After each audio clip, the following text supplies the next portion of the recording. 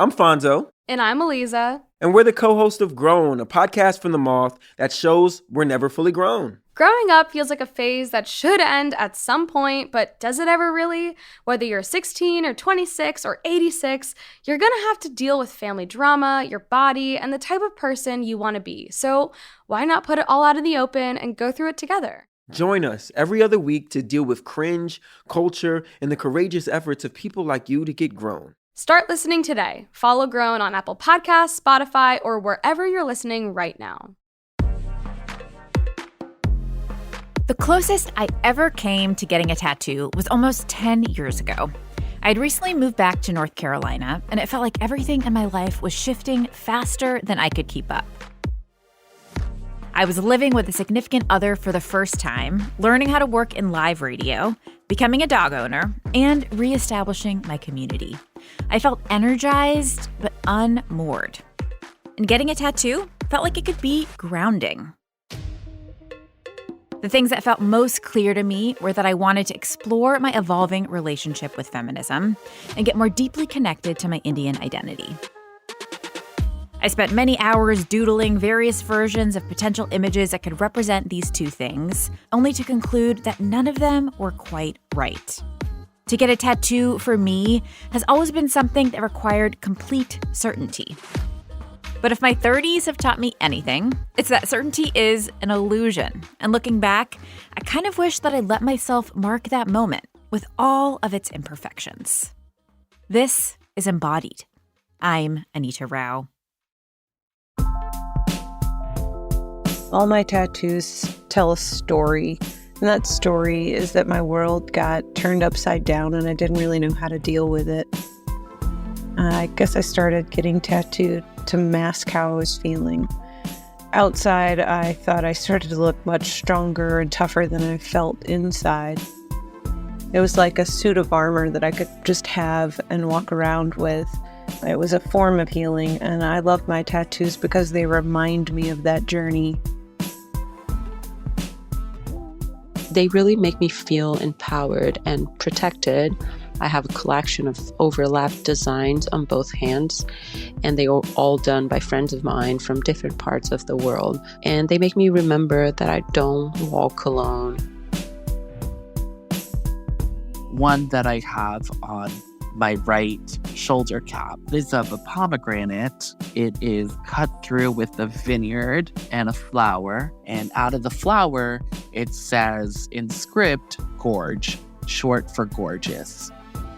Now, I really struggled with my body image, constant criticism of being too thin, too big.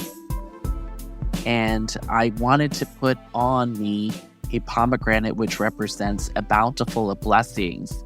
But at the same time, to have a message that every time I saw it and I said, hey, gorge, I would kiss myself on my right side of my shoulder to affirm my body as it is, as beautiful it is.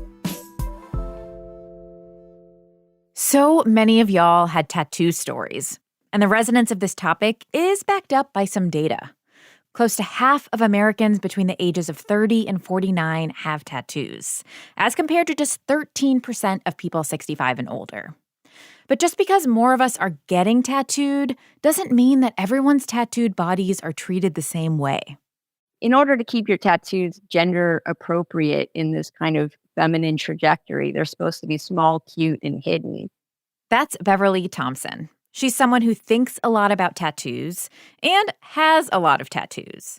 She's a sociology professor at Siena College in New York. But long before she started interviewing other people about their tattoo experiences, she was exploring tattoo culture on her own terms. Growing up in Washington State in the 90s, I was coming of age, becoming a rebellious teenager. And so this was at the beginning of riot girl music, a new evolution of punk rock music. And so this is definitely a vibrant culture where tattoo culture really took off in the United States. So you got your first tattoo when you were 17 on your right hip, and it was a matching tattoo with your boyfriend at the time. Tell us the story about that tattoo and how the one that you got was different from the one that you went into the shop asking for. while I did get a high quality tattoo at a high quality shop, it was based on this relationship insecurities. And after that, I really started to explore, feminist identity a lot more and feminist culture. And so my other tattoos started to evolve more to express my political orientation. The tattoo artist convinced you to not get the Beverly plus person forever, though, right? Yes, yes. I wanted to spell out our entire names and say we're going to be together forever. And so, I speak to lots of young folks as a college professor, of course. And so my rule is to just, think about a tattoo image for at least an entire year. If you can hold on to it that long, then go ahead. But, we are evolving. We're always evolving as people. And so our tattoo collections are just going to reflect that, and they're just not going to be the perfect, beautiful bodysuit. So tattoos are culturally mainstream. Like, what does it mean to be heavily tattooed to you? Like, what makes you cross that threshold from being someone Right. who has tattoos to someone who's being heavily tattooed? Yeah, we can understand that tattoo culture has been symbolized very in a gendered way. And so it's historically in the United States just associated with masculine subculture, sailors, bikers, those kinds of stereotypes. And so for a woman to collect tattoos, I mean, first of all, we're supposed to be paying attention to trying to make ourselves more feminine, more beautiful. And so to cross that line is when you start to get social static.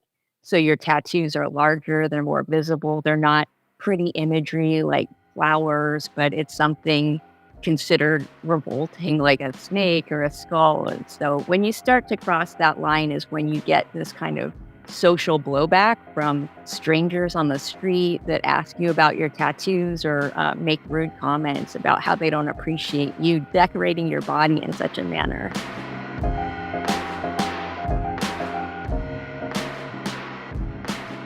Beverly formally entered the world of tattoo scholarship with an article published in a 2011 anthology.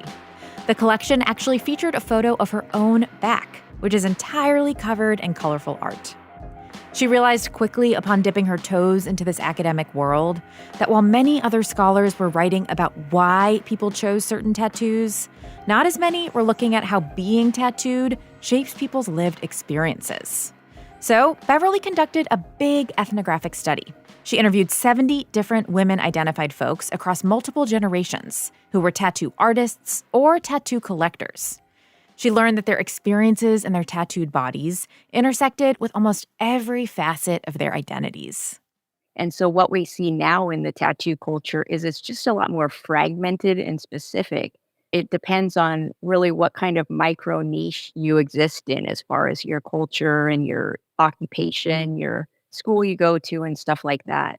And so for Asian Americans in particular, which, I'm Chinese American, a lot of our parents' generations are immigrants.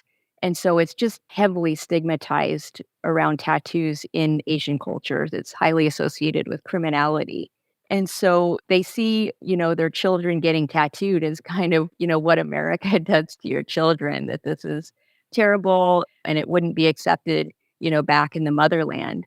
But what I thought was interesting is I did actually go to the motherland, which is Hong Kong for me. And when we listen to our parents' stories, I mean, that's from their childhood. And so, of course, these places are evolving just as we are. And there's a thriving tattoo culture in Asia, in China, in Japan. But for my participants, the Asian American collectors, they actually went to the most extreme lengths to hide their tattoos from their family, from their parents. And some of them did, in fact, get disowned from their family. So it's a real issue that has a real impact. I know that that's also something that hits home for you. Your father passed away, but he lived into his 90s, and he only saw a couple of your tattoos, despite the fact that you have many. So talk to me about that and how hiding them from him shaped your relationship with your tattoos.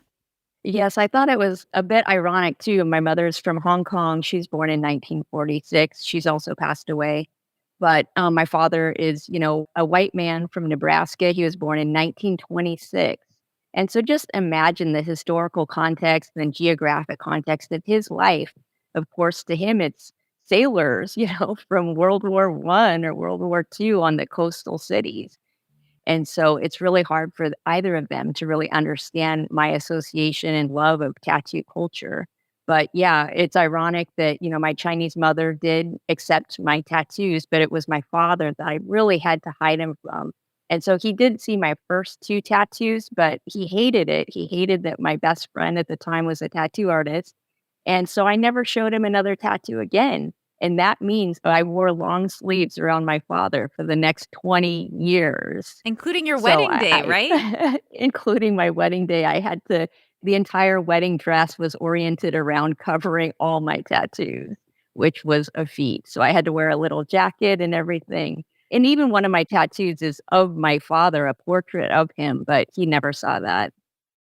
As someone who is nearing the finish line of the wedding planning process and at that stage of making sure I'm actually comfortable and happy with everything I'm going to wear, I cannot imagine the added stress of a tattoo covering operation. But many of you tattooed folks probably can, because you've had to think about similar things for a job interview or day-to-day professional life. The landscape around tattoo policies has been slowly shifting in this country. In 2022, local legislators in New York City introduced a bill to prohibit employment, housing, and public accommodation discrimination on the basis of having a tattoo. But for now, employers in the U.S. are still legally allowed to prohibit certain types of body art. The U.S. Army, for example, says you can't have tattoos on your face or throat, and those on your neck and hands must be small. Beverly has been examining the experiences of tattooed people in the workplace for a while now, but only more recently turned the lens on herself and her own profession of academia. I have covered them for the majority of my career. And the thing is, at this level of profession, there's not a handbook on how you're supposed to dress. You're just supposed to know better. You're supposed to look around and fit in. And so knowing that there's a small handful of people that control your professional trajectory, you just want to be cautious and be careful. And so I have, of course, this stereotypical image of what a professor is supposed to look like, and that's my father. And so I have basically worn suits my whole career and really tried to hide who I was as a person in order to get these promotions. And now that I'm a full professor and I don't have any more hoops to jump, I can be myself more. But it's, I'm in the middle of my life now. And so I really regret that I had to really hide who I was my whole career. Tattooing has been part of numerous world cultures dating back centuries. Right. And I know that you've written about some of this early history, and I'd love to hear a little bit about some of the early encounters between Black and Indigenous cultures and colonizers that shaped tattooing. Yeah, definitely. Tattoos have been around since the dawn of humankind and cultures. And so in the American tattoo history, it kind of looks at the colonizers, the white European sailors that go off into the world and discover indigenous folks that are tattooing themselves. And so in the 1800s, in the mid 1800s, you have these expos where, humans are put on display with their tattoos and their cultures and so on. So it's very exotified in that level. And then you have Christian crusaders and religious folks that go out and really try to stamp out this kind of cultural practices.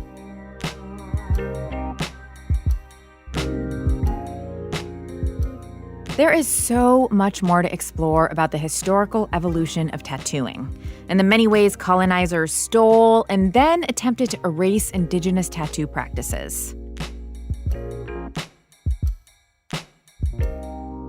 A tattoo artist who has educated themselves on this history and publicly acknowledges how it informs their own work is Joey Ramona. Joey lives in Toronto and grew up in a culture that has its own very complicated relationship with tattooing. I think the experience of a lot of Jewish people is growing up learning that tattooing was done as a form of violence to our ancestors, and therefore it carries a really heavy stigma. So naturally, a lot of people around me in my family felt an aversion towards tattooing. And I do remember becoming really interested in tattoos for a couple of reasons, but one of them being that there was a girl in my summer camp cabin, and she was 13 and she had a tattoo. And I was obsessed with her. She was so cool and so smart. And she was like the first punk rock person I met. And she had this little tattoo. And I thought to myself, I have got to get a tattoo. And when I went home and told my mom, she became visibly panicked. And she said, at some point she wanted a tattoo. And my grandfather basically said, absolutely not. Like, you will not exist in my home if you have a tattoo. And it was actually my dad, and my dad's not Jewish. He's Irish from Northern Ireland. And he said, I don't know. I think tattoos are kind of cool. And my mom shot him this look like, you did not just say that. And actually, my mom kind of started to come around after that. I ended up getting tattooed when I was 14. My mom and I kind of struck up a deal. So I was pretty lucky that my immediate family came around pretty quickly, but I know that is not the case for a lot of other people in my position. 4 years after getting that first tattoo, Joey was still enthralled with tattoo culture. So much so that they responded to a help wanted sign in the window of a tattoo shop. That job application led to an interview, which led to a job as a receptionist and eventually as a tattoo artist.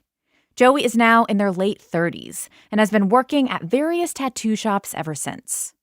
Along the way, they've continued to explore their Jewish identity through tattooing, both on other people's bodies and their own, including one of the Yiddish word doachet, which means here-ness. The tattoo is really special to me. I actually did it on myself, which I also felt was an important step in the process. So basically that word, it means here-ness, and it is a nod to a movement within Judaism called Bundism. And it's basically a labor-based movement that sort of originated in Eastern Europe in the early 1900s. And basically the ethos is that Jews belong wherever they are. And that feels really important to me because we are a diasporic people. And it also is really important in terms of my current Jewish activism when it comes to supporting Palestine, because it puts emphasis that our homes are wherever they are and not a nation state that requires the subjugation of other people. So it's a pretty weighted term, but it's also a term that I wear really proudly, made by my body on my body. Yeah. And then I bring the symbol with me everywhere I go. There are a lot of other symbols that show up in a number of your tattoos. I really enjoyed looking through your Instagram account and noticing some recurring imagery. Some of it is these small houses, which I'm going to ask you to talk about. There's a lot of really beautiful kind of folky floral patterns. I'd love to know a bit about the recurring images that you choose to use in collaboration with other Jewish folks who are exploring new parts of their Jewish identity. Yeah, absolutely. So the little houses are my interpretation of shtetl houses. And a shtetl is a small, predominantly Jewish village throughout Eastern Europe. Post-Holocaust, they do not exist anymore. So I really felt like making a different version of this for us to carry is like bringing the shtetl alive again and bringing it with us wherever we go so that we have this home for ourselves, both theoretically and in our own bodies. And then the folk flowers were actually taken pretty literally from a lot of the Judaica that I noticed in my own family, in the other people's families, things they have lying around, like a menorah, a ketubah, which is like a marriage certificate, adorned with all of these really beautiful flowers. And there's also an aspect of, feminism to that. And like a lot of the people who painted and embroidered these florals were women. And that skill was never really acknowledged as the artistic skill that it was. So that was a little nod to the skill of that craft. So there's some stuff that you're doing that's very literal, repeating imagery that you've seen on other things. But there's a lot of what you do that is subversive and playing with assumptions about gender, assumptions about the body. And I'd love to know a bit about your journey to doing these more subversive tattoos and how it parallels your own journey with your own gender identity and relationship with your physical body. tattooing really helps you create the body that you want, basically. I've used the expression build a body when it comes to tattooing because you can really take charge of how your body is being seen, which is something that a lot of gender nonconforming folks struggle with, I think, myself included. But as my journey started to develop and I started to understand that I don't identify with the gender that I was assigned at birth, tattooing really became a way to express my unique experience with gender. I would love to close by taking you full circle back to Sure. that early conversation with your mom about getting your first tattoo and how there was a little bit of pushback and some worry on her part. And then at one point, I think in 2018, your mom actually walked into your tattoo shop to get her own tattoo. So tell me that story and the significance of the tattoo that she got. She actually had been tattooed a couple times prior, but she came in and she wanted me to do a tattoo. And so I said, of course, yes. And the tattoo was a memorial tattoo for my aunt, my dad's sister, who tragically passed away from cancer. And one of the things that she loved was birds, specifically robins. And when the family was gathering after her passing, we noticed that there were robins in the backyard, and that really felt special to my mom. So I tattooed, I think it was these 7 little robins on my mom's upper arm. And it was really special and sweet. And of course, my mom's really funny. At one point, she turned to me and said, "Joey, you're hurting me." And I was like, "Mom, I'm really sorry, but that's kind of necessary."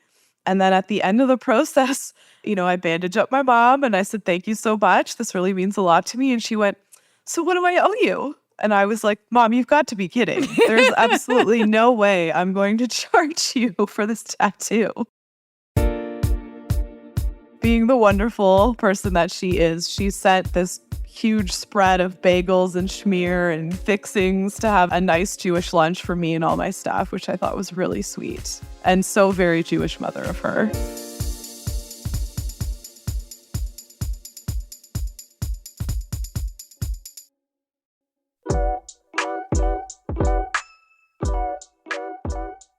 One tattoo that I have that I really like is a Street Fighter tattoo on my bicep. I don't mind it if someone asks me what it means or what it is. If someone knows this Street Fighter character and notices it on my bicep and it's a conversation starter, great, that's awesome. I didn't get it for anybody else. I got it for myself because I like it, but it's always nice if someone else likes it as well, or we have something to talk about now that we have in common.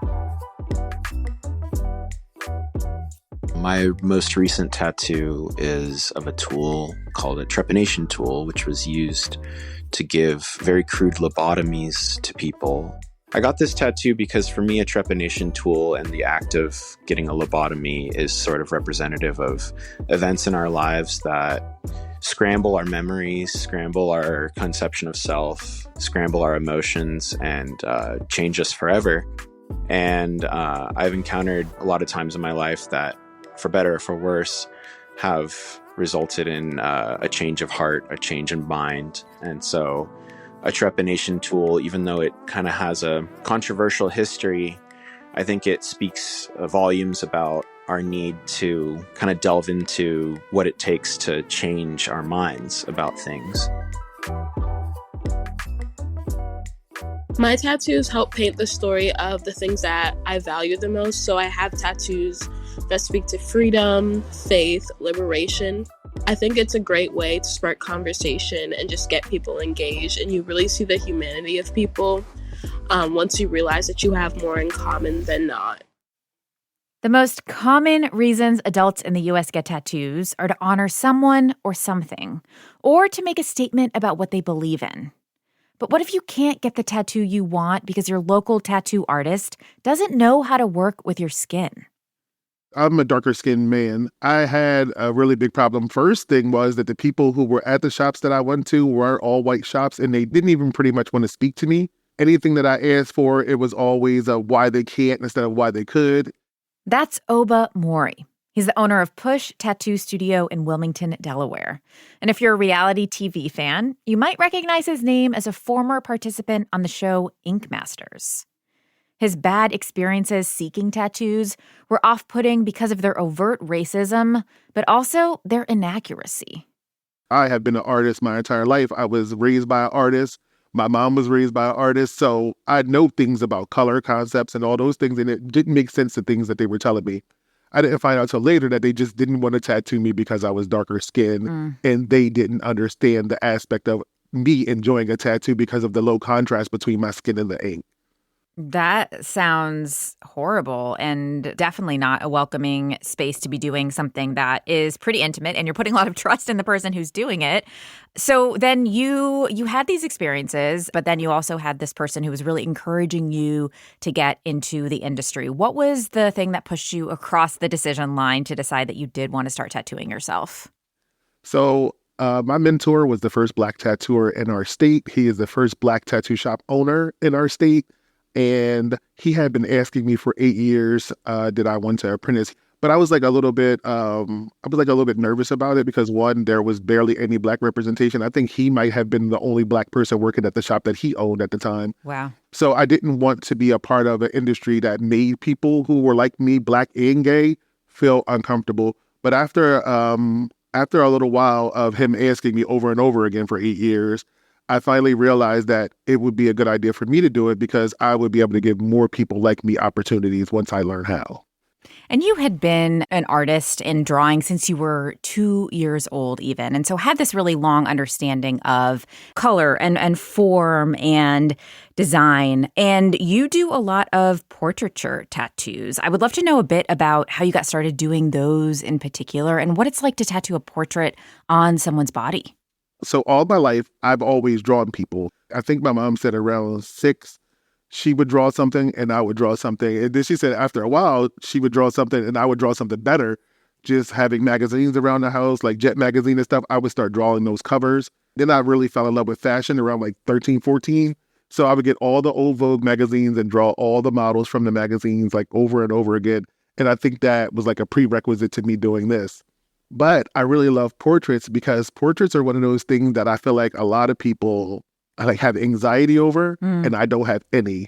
You are literally looking at a picture and just repeating it onto something else. It involves me not thinking very much.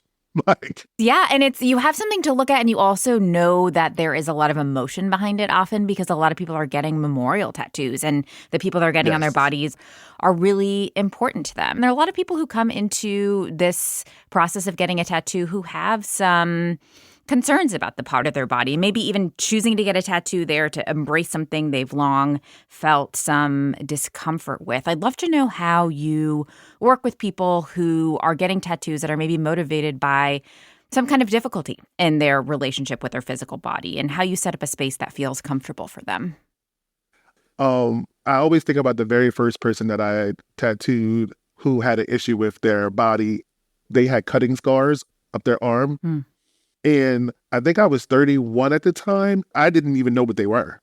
I said, hey, are these cuts? And he goes, yes, I was a cutter. And, you know, while he was explaining to me, I'm on my phone Googling what it was because I had no idea. And he wanted to get a poem down the lines that he had cut on himself. Wow. And he wanted them really small. And I tried to talk him out of them being really small. He was like, I don't care if they feed together. I just want them to be there because this is one of my favorite poems. And it reminds me to not do this. And that was during my apprenticeship, I'm pretty sure. He still comes to me to this day. And he thanks me every single time. He like, you don't know what you did for me by putting these words here. It really reminded me to not cut myself ever again. And I also talk to youth about it too. Oh, wow. That's a really powerful connection and something that shows that the relationship does develop over time. And now that you're working in a space where there's still not very many tattoo artists of color generally, and especially in your area, what are some of the biggest misconceptions that you have to help people work through who maybe have gotten pushback about tattooing darker skin? And how do you help them understand what their possibilities for tattooing are? I am so honest with them. My first thing for people is, you have to go off of what color you are. All of us as Black people throughout the diaspora we're not the same color. So whenever someone comes to me, I'm telling them the honest truth. I'm like, okay, so basically you're this color brown and this color brown is just orange. We're not going to put blue in you because blue and orange are complement colors and they are going to turn black in your skin. I know that because I put a blue tattoo on myself to see what would happen, and it turned black. So I always tell people, like, from the experience that we have, I have a young lady who works at my shop. Her name is Anita, and she specializes in only color. She will give me so much feedback because, like, my color theory is from painting, her color theory is from tattooing. Those two things coming together is so great because it really helps both of us understand what can be done in a human skin and what will age perfectly in them too. So you've been doing this work for some time now. You've owned your own shop since 2017. And yes, I'd love to know kind of where you are in your journey as an artist after all of this. I guess what's maybe an example of a piece that you feel like has been a really exciting artistic challenge that you've been able to work on in your tattoo work? Well, you know what? I recently did a portrait of a young man who passed away. He was 18. I did it on his aunt's arm. And she was so worried about, like, getting his smile correct. And I'm like, don't worry about it. You picked me because all of my tattoos look exactly like the picture. I'm going to get his smile absolutely the best that I can of my abilities. And me and her sit there and we talked the entire time. She never looked at the tattoo. She said she didn't want to look at it while it was getting done. She stood up and she stood in front of the mirror and she bust out in tears. And she was like, I looked straight at his face, into his smile. She's like, he has this little dimple next to his smile that she always looked at throughout his life, and it was there in the tattoo. She was like, this is perfect. And she cried for the next 10 minutes. And you know me, if I see somebody crying, I'm gonna probably join in, which I did. Whenever anybody gets emotional over something that I do, I think that's the most special connection that I can have with them. And when I see them in the streets, at the mall or anything, they still show them to me. They're still so excited about them. And I'm like, thank you so much for, like, allowing me the honor to put this on you and for you to carry this with you to the rest of your life.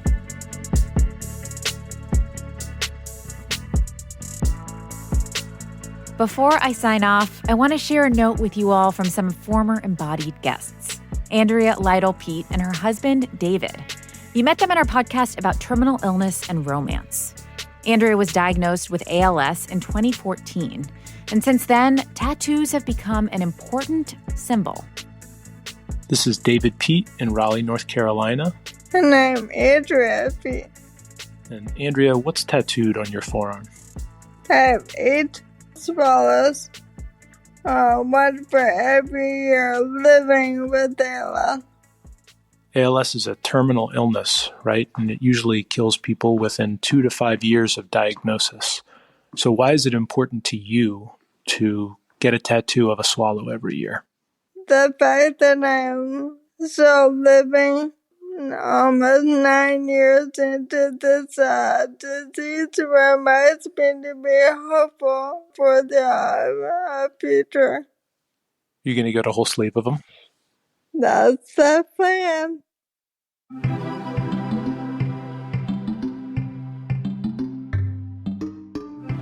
You can hear more of Andrea and David's story in the full podcast episode Faded, which we'll link in the show notes. Thanks so much to Andrea and David and all the other listeners who contributed to this podcast. Jajay, Blake, Chuck, Aaliyah, and Jared. Embodied is a production of North Carolina Public Radio WUNC, a listener-supported station. If you want to lend your support to this podcast, consider a contribution at WUNC.org now. This episode was produced by Paige Perez and edited by Amanda Magnus. Kaya Finlay, Paige Miranda, and Gabriella Glick also produce for our show. Skylar Chadwick is our intern, and Jenny Lawson is our sound engineer. Quilla wrote our theme music. Thank you so much for listening to Embodied. And hey, if you like this show, please spread the word in your own networks. Word of mouth recommendations are the best way to support our podcast, and we'd so appreciate your support. Until next time, I'm Anita Rao, taking on the taboo with you.